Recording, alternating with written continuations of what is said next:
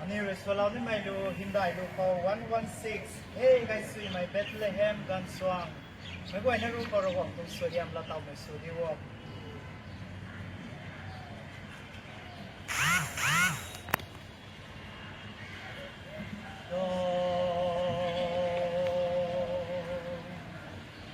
Hey guys, sui may Bethlehem Ganswang. Sing my cầu God năm mai God xoang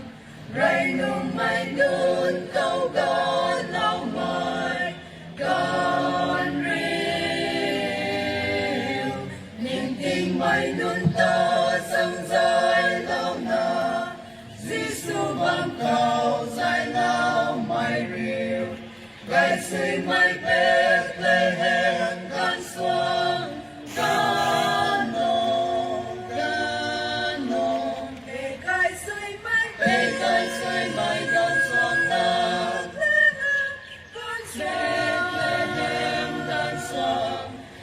Cầu hiền đời đời nhiều con cần ca yo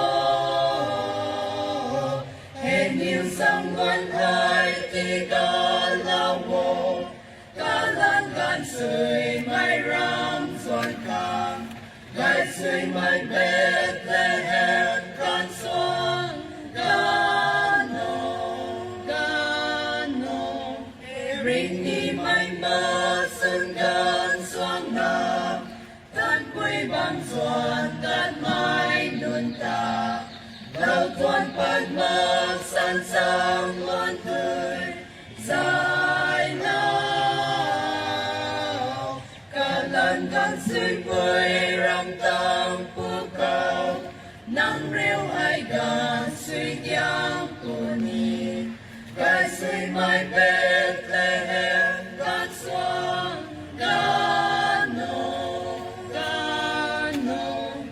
gai sưởi mai gan xoang Bethlehem gan xoang tình cầu hiền đại đời nhiều cầu gan cài yo hết nhiều sông ngoan hai thì ga lao bộ ca lan gan sưởi mai ram xuân càng gai sưởi mai Bethlehem gan xoang gano hết dăm tăng đi mai mà sơn gan xoang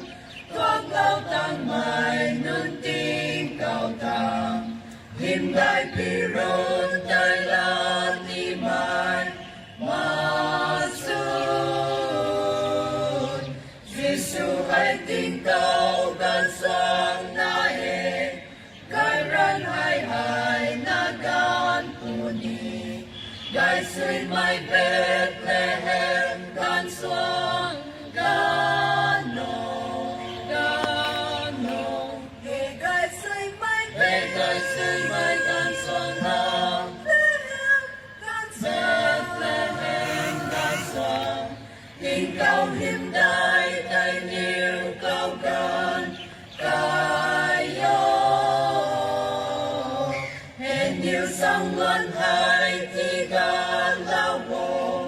ca lan gan sưởi mai ram xuân càng gai sưởi mai Bethlehem gan xoang gano